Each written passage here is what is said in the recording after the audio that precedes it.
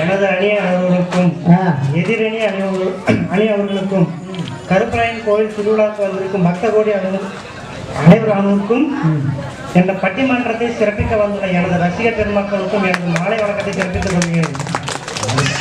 இதை மாபெரும் வாய்ப்பினை உருவாக்கி கொடுத்த திருவிழா குழுவினருக்கு எனது மனமாற நன்றியினை தெரிவித்துக் கொள்கிறேன்.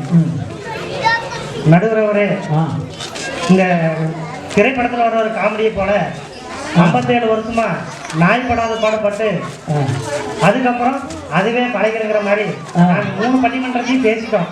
அதை பார்த்து நம்ம மக்களும் அதே பழகிட்டாங்க. அதனால நடுவர்களே, நீங்க பயப்படாம உங்க தீர்ப்பை சொல்லலாம். சரிப்பா, நமக்கெல்லாம் பயம் இல்லை, கை காலையில உதறது. அது கூட்டம் அதிகமாக கொஞ்சம் பதற்றமாக இருக்குது. ஆமாப்பா நடுவர்களே, நீங்க கொடுத்துருக்க தலைப்பு ஒரு அருமையான தலைப்பு. மனதிற்கு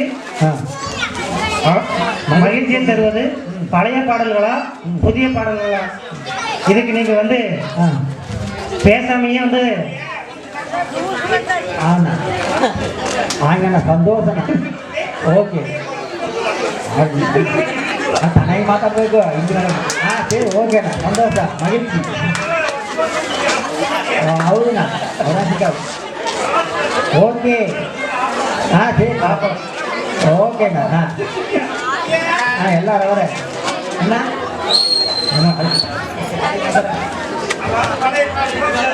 சரிண்ணா. சரி ನಡುವೆ ಓಕೆ, ಸರಿ ಮಾಡ್ರಿ. ಸರಿண்ணಾ. ಹೌದಾ, ಗುರ್ತಿಸ ಏನು ಮಾಡೋದು? ಹೌದು, ಅವ್ರು ಅದನ್ನ ಮಾತಾಡಕ್ಕೆ ಬಂದವ್ರು ಮಾತಾಡಿ ಯಾವ್ದು ಮಾತಾಡ್ತಾರೆ ಕೇಳೋಣ. ಹೌದಾ ಅಣ್ಣ, ನಾವು ಮಾತಾಡ್ಕೊಂಡು ಬರ್ತೀರಿ ಅಪ್ಪ ವಿಚಾರಿಸ್ತಾರೆ. ಇಲ್ಲ ಆಳುಗಳೆಲ್ಲ ಪಾದರಿಂದ ಹೋಗ್ತೇವೆ.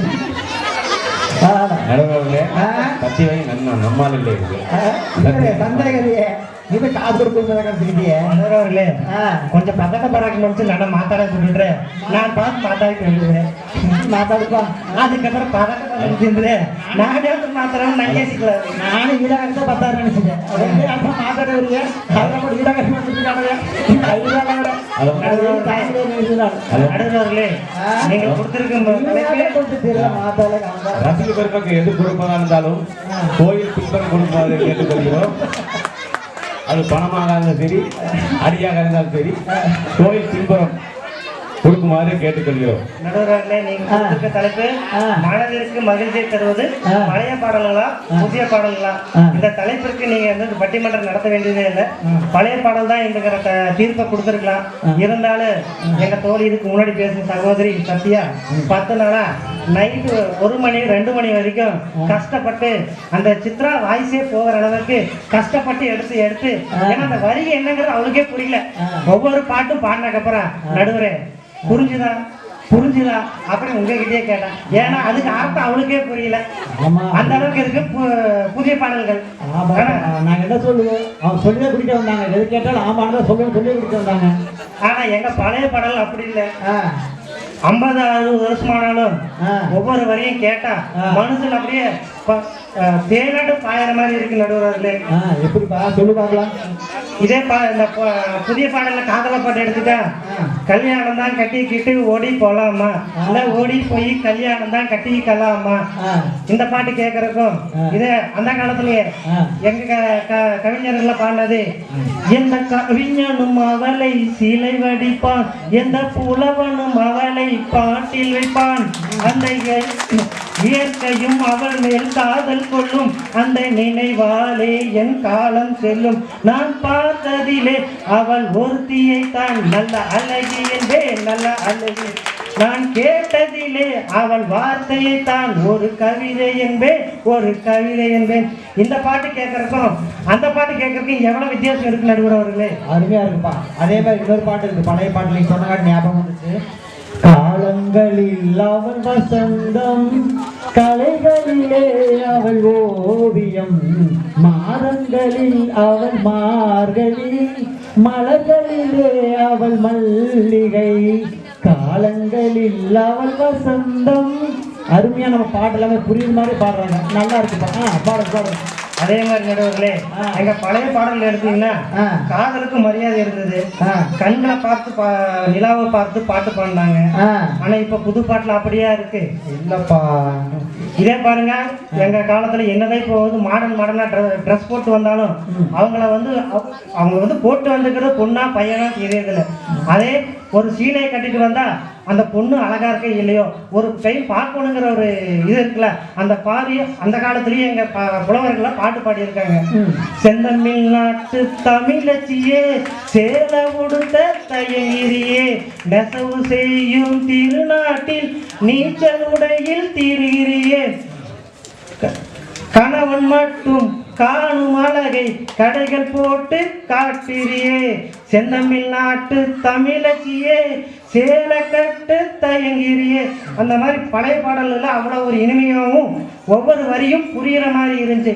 இப்போ கூட எனக்கு முன்னாடி பேசுகிற சத்யா சொன்னாங்க, நாங்கள் சொல்கிறது எதிர்கால பசங்களுக்கு புரியணும். ஆனால் அவங்களுக்கே புரியாமல் நடுவரை உங்களுக்கு புரிஞ்சுதான்னு கேட்டே இருந்தாங்க நடுவரை. நானும் அந்த பாட்டை எடுத்து படித்தேன், சத்தியமாக எனக்கு புரியல, என்ன பண்ணுறது.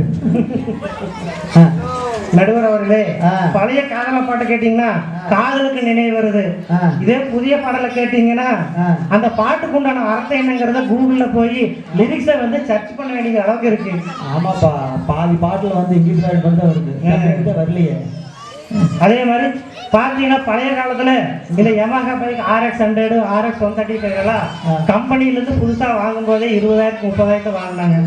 அதே வண்டி இப்போ ரீமேக்ஸ்ன்னு சொல்லிட்டு 1 லட்ச ரூபாய்க்கு 1.5 லட்ச ரூபாய்க்கு வாங்குறாங்க. ஏன்னா புதுசுக்கு கூட பழசுக்கு தான் எப்பவுமே மவுஸ் ஜாஸ்தி நடுவர்கள். ஆமாப்பா. அதே மாதிரி பழைய காதல் பாடலும் சரி, ஒரு நடுத்தரமான பாடலும் சரி, சோகமா பாடல் இருந்தாலும் சரி, அந்த காலத்துல அம்மாவும் கேட்டாங்க, பசங்களும் கேட்டாங்க. ஆனா இப்ப இருக்கிற பசங்களும் கேட்கிற அளவுக்கு இருக்கு நடுவர்களே. ஆனா இந்த புதிய பாடல்கள் அப்படி இல்லை. அந்த புதிய பாடல்களுக்கு இன்னைக்கு பாடினா நாளைக்கு அது என்னங்கிறது தெரியாத அளவுக்கு இருக்கு. ஆமாப்பா. அதே மாதிரி நடுவர்களே, இந்த என்ன புதுசு இந்த மாடர்ன் காலத்துல பீஸா பர்கர்னு வந்தாலும் அந்த பழைய காலத்துல இந்த பழைய சோறும் அந்த வெங்காயத்து மாதிரி அந்த காம்பினேஷன் எப்பவுமே வரதில்லை நடுவர்கள். அப்படியாப்பா மனோஜா, பழைய நம்மளே ரசத்தா. அதே மாதிரி அவர்களே, இந்த எங்க ஊர்ல எந்த திருவிழானாலும் சரி கிட்டத்தட்ட ஒரு 50-40 வருஷமா போட்டுட்டு தான் இருக்கிறாங்க. எந்த ஒரு திருவிழாவில் இருந்தாலும் எங்க ஊர்ல அந்த பாட்டை போட்டாலே இந்த திருவிழா முடிய போகுது அப்படின்னு ஆடாதவங்க கூட இந்த பாட்டோட முடிய போகுது, இதுல நாங்க ஆடினாதான் அடுத்த திருவிழா வரைக்கும் இந்த நாங்க ஆட முடியாது அப்படின்னு எங்க பழைய பாடல் இருக்கு நடுவர்கள். என்ன பாட்டு அந்த மாதிரி பாட்டு? சித்தாட கட்டிக்கிட்டு சிங்காரம் பண்ணிக்கிட்டு மத்தாப்பு சிந்தரி ஒருத்தி மயிலாக வந்தாலாம், மச்சான பார்த்து அசந்து போய் நின்னாலாம், மச்சான பார்த்து அசந்து போய் நின்னாலாம். சித்தாட கட்டிக்கிட்டு சிங்காரம் பண்ணிக்கிட்டு மச்சாப்பு சுந்தரி ஒருத்தி மயிலாக வந்தாலாம், மச்சான பார்த்து அசந்து போய் நின்னாலாம், மச்சான பார்த்து அசந்து போய் நின்னாலாம். அதுமாப்பா இந்த பாட்டுக்கு ஈடு கொடுக்குற மாதிரி அவங்க கிட்ட பாட்டு இருக்கான்னு தெரியல. பாப்பா கேட்டு பாப்பா என்ன சொல்றாங்கன்னு. அதனால நடுவர்களே, இந்த காலமா இருந்தாலும் எந்த காலம் இருந்தாலும் பழைய பாடல்களே மனதிற்கு மகிழ்ச்சி தரும் என்று இதே புதிய பாடல்கள் வந்து மருத்துவத்திற்கு முதலுதவி செய்வது போலதான் என்றும் பழைய பாடல்கள் நிரந்தரம் மருந்து உதவி செய்யும் என்று சொல்லி பழைய பாடல்களை என்று வாய்ப்புக்கு நன்றி கூறி விடைபெறுகிறேன் நண்பர்களே. அருமப்பா பாத்தீங்களா, கேட்டீங்களா? வந்தாரு, முதலுதவிங்கிறாரு, அறுவை சிகிச்சைங்கிறாரு, அருமையா சொல்றாரு. நீங்க அந்த சிகிச்சைக்கு மருந்து எப்படி போறீங்கன்னு சொல்லி பார்க்கலாம். வாமா சௌமியா, அடுத்த வந்து பேசணுமா பார்க்கலாம். அவங்க பேசுறத கேட்டீங்களா? ஓகேம்மா, தைரியமா பாடுமா. இந்த பாடலை பாராட்டி 10 ரூபாய் அன்பளிப்படுத்த நண்பருக்கு எங்கள் வயதானவர்கள் சார்பாக 7 மணிக்கு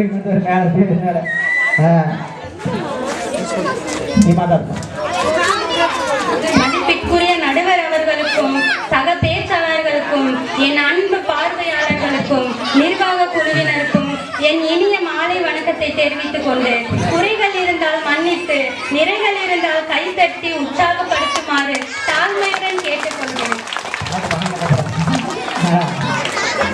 நடுவர் அவர்களே, இந்த உலகத்திலே மிகப்பெரிய வரம் அந்த தாய்மை வரம். அந்த தாய்மையின் பிரசவ வலி எப்படி இருக்கும் தெரியுமா? ஒரே நேரத்துல 1000 தேள்கள் கொட்டுனா எப்படி வலி இருக்குமோ அப்படி வலி இருக்குமா அந்த பிரசவ அறையில. ஒரு வெளிநாட்டு நிறுவனம் ஒரு ஐஸ்கிரீம் தயாரிச்சுச்சான். அந்த ஐஸ்கிரீம் விலை 1 கோடி ரூபாயா. 1 கோடி ரூபாய் ஒரு ஐஸ்கிரீமா? என்னடா 1 கோடி ரூபாய்? நாம ஒரு ஐஸ்கிரீம் 500 ரூபாய்க்கு வாங்கி சாப்பிட்டுருப்போம், 1000 ரூபாய்க்கு வாங்கி சாப்பிட்டுருப்போம், ஏன் 1500 ரூபாய்க்கு கூட வாங்கி சாப்பிட்டுருப்போம்.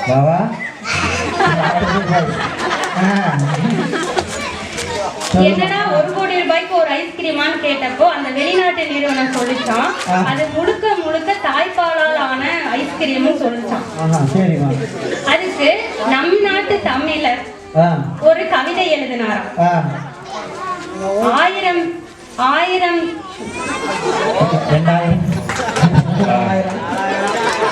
ஒன்றும் கவலைப்படாதமா, தண்ணி வேணுமா? ஆமா 5 ரூபாய்க்கு ஐஸ்கிரீம் வாங்கினாவே யோசிக்கிறேன். 1500 ரூபாய்க்கு ஐஸ்கிரீம் வாங்கி சாப்பிட்ற அளவுக்கு யோசிச்சா மறந்து போக. 1 கோடி ஐஸ்கிரீம் 1 கோடி ரூபா அப்ப 1 கோடி அப்ப இந்த மேல 1 கோடி. 1000 துளி அந்த இளைஞர் வந்து கவிதை எழுதினாராம்.